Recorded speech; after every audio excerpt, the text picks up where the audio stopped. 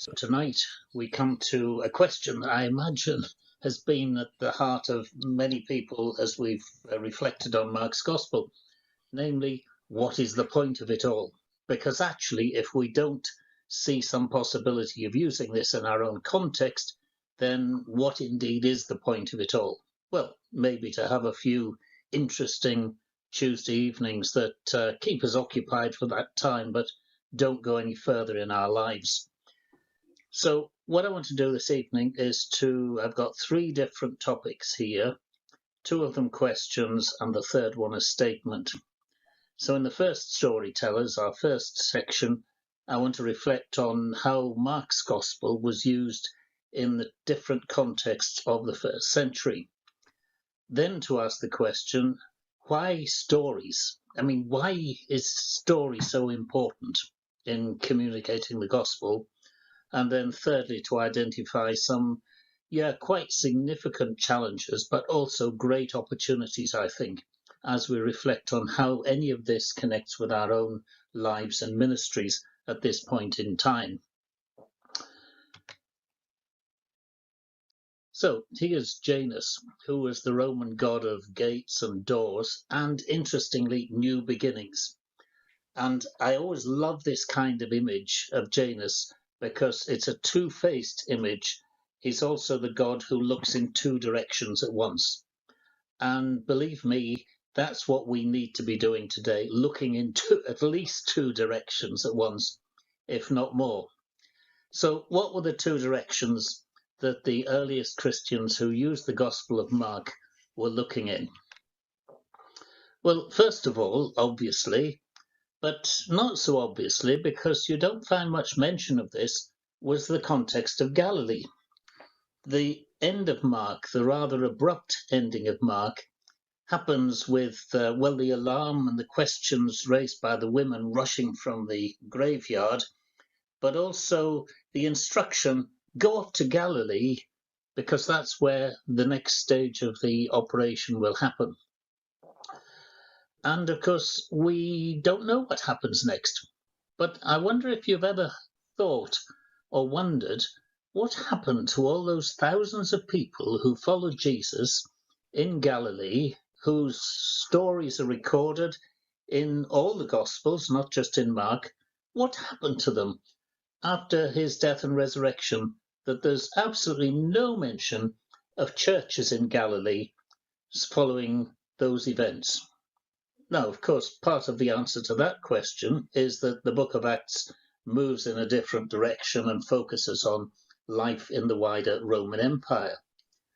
But one of the key conclusions that scholars are coming to today is that Mark's Gospel probably had its origins in this context in Galilee, which was, of course, the very first set of disciples, if you like. They were from Galilee. And there must have been lots of people out of those thousands, if not all of them, who were asking, well, what indeed does happen next? So partly the place that Janus was looking, that Mark's Gospel was looking at, that those who used it to share the good news of Jesus was in Galilee. But of course, there's lots of evidence that by the middle of the first century or thereabouts, the gospel had got to Rome, where there was a slightly different kind of question being asked. Because by the time Mark's gospel got to Rome, or at least by the time we have evidence of its use in Rome and its existence in that city, different kinds of questions were being asked. What is all this about? Because by now, by the middle of the first century, there'd been one or two upheavals, actually, as a consequence of the arrival of the Christian faith in the imperial city. So in 49, for example, there was a huge upheaval when the Jewish population were forced into exile away from the city because of the arrival of somebody called Chrestus. Now, it's widely believed that that was the arrival of Christian missionaries, or at least there was something to do with animosity between Christians and Jewish communities in Rome that ended up with the Jewish community being exiled for a while from the city.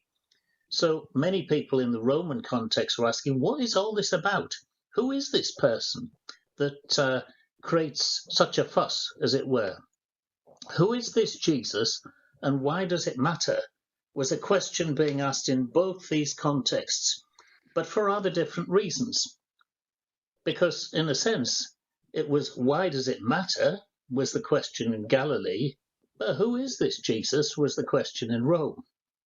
And one of the things about Mark's Gospel is that it seems to have been able to address both of those questions in a rather different cultural contexts. So let's think for a moment about this Gospel in its first context, Galilee, where I guess the big question was, well, who is our hero? Who's the one that we're following in order to try and make sense out of the world and out of our lives, and indeed out of our inherited faith? And here you can see a list of the various groups that we're familiar with from the New Testament, from the Gospels indeed. And they were all presenting their own heroes as the answer to what was going to happen next. So on the one hand, we have what I've called here the emergents. I could have called them the progressives, I guess, because they were the people who were reinventing ancient faith for a new generation, the Pharisees. And then there were the traditionalists, the Sadducees, monastics, contemplatives, Essenes, militants, the zealots, and then the dreamers, the apocalyptists, who were detached from this world. And of course, over the whole lot were the conquerors and modernizers, the Romans, and then the people of the land, who were predominantly these 5,000 or more thousands, no doubt, from whom the disciples took their origins. So who were their heroes? Well, they all had heroes. The Pharisees would say, well, our hero is Moses, first and foremost, but also the prophets. And the traditionalists, the Sadducees, were saying, well, actually, yeah, Moses is definitely the hero, maybe a little bit of Aaron, because many of the Sadducees were priests, but forget anything beyond there, because the only authentic, authoritative bit of the ancient scriptures is something connected to Moses. The contemplatives, the Essenes, it's a bit more complicated trying to work out who their hero was, because by definition they were kind of self-effacing.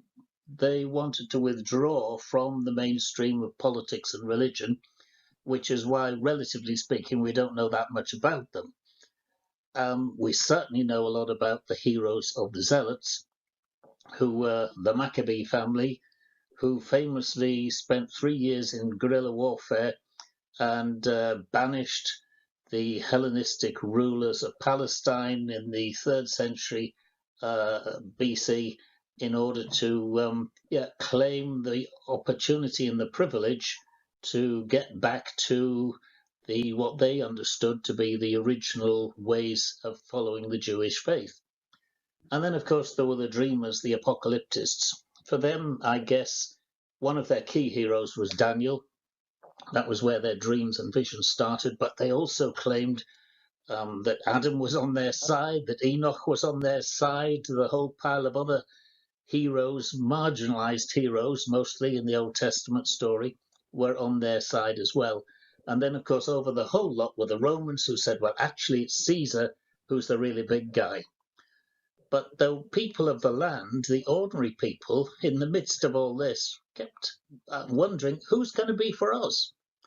And that was precisely where the stories of Jesus fitted in, as Mark's gospel was shared in the kind of informal storytelling, performative ways that I mentioned, well, a month ago now, I guess.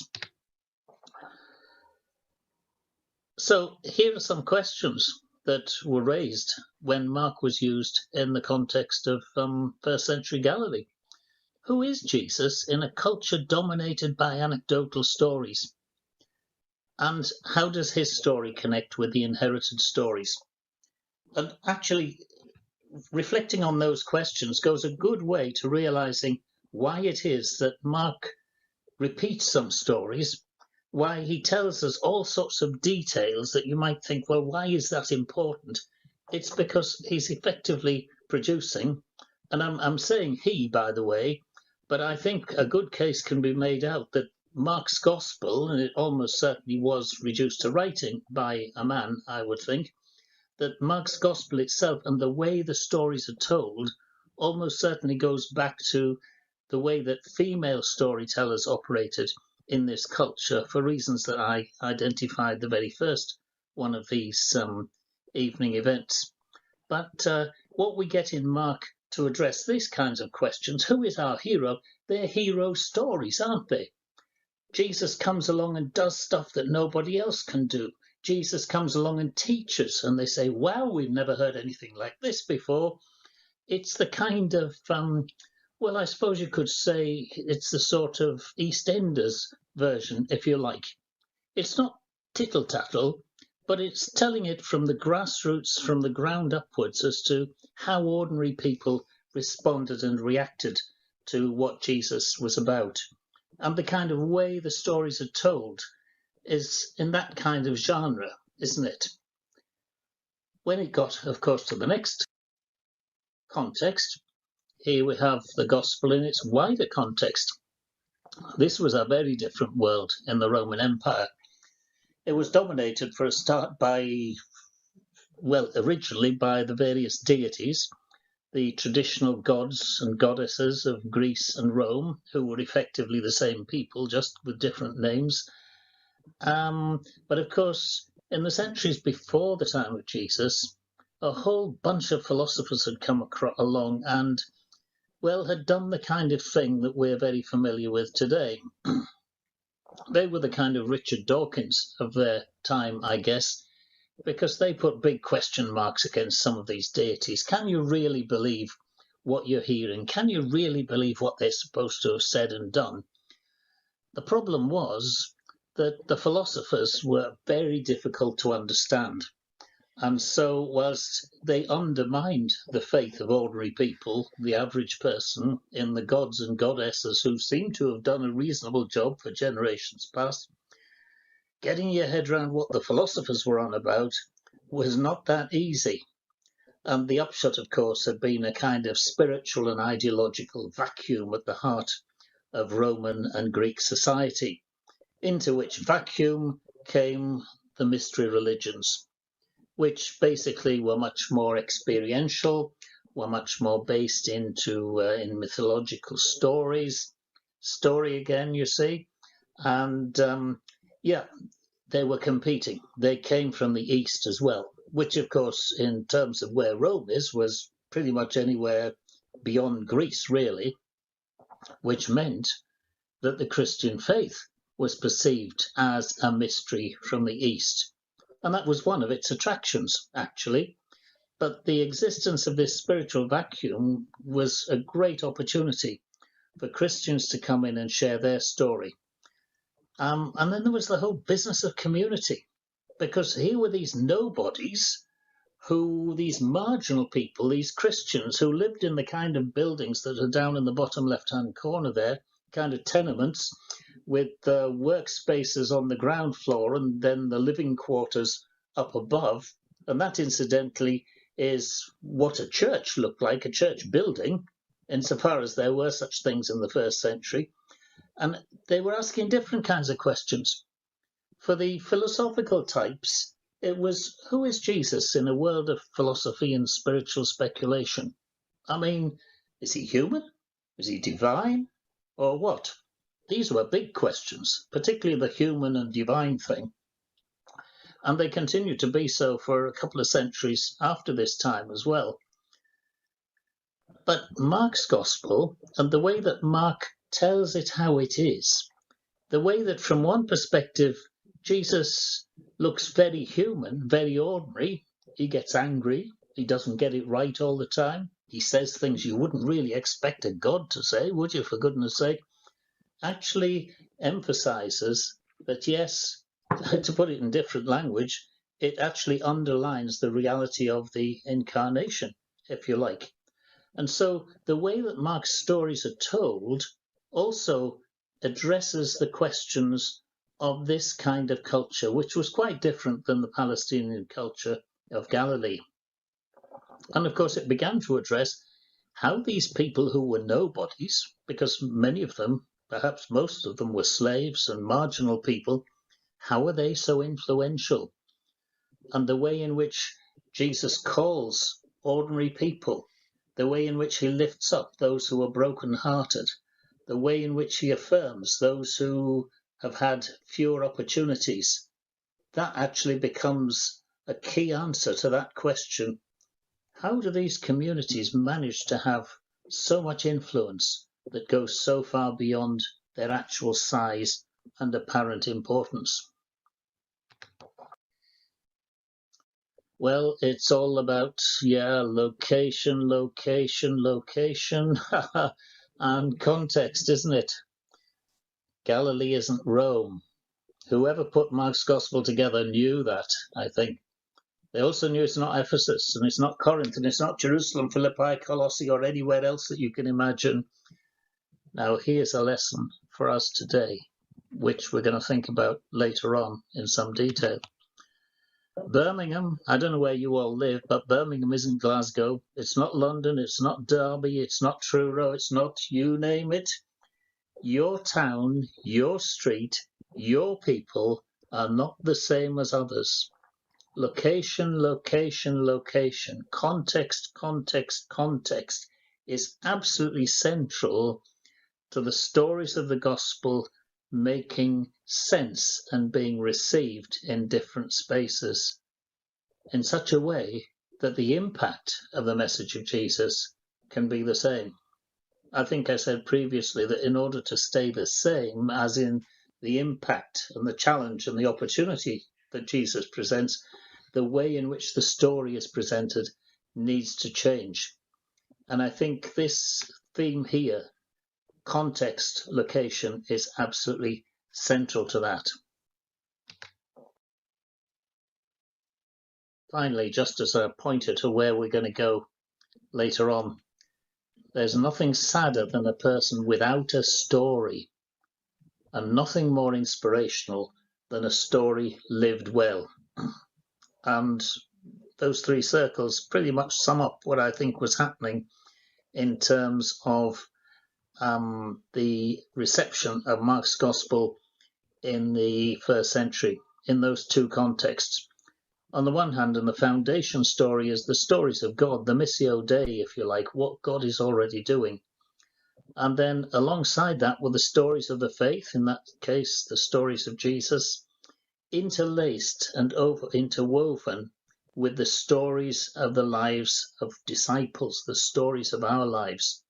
And if you forget everything else from tonight, just take away those three circles, that God is at work in the world, and the stories of the faith, whether the Bible or heroes of the faith through the centuries in our case, together with the stories of our own lives shared with other people, that's the point at which significant things begin to happen.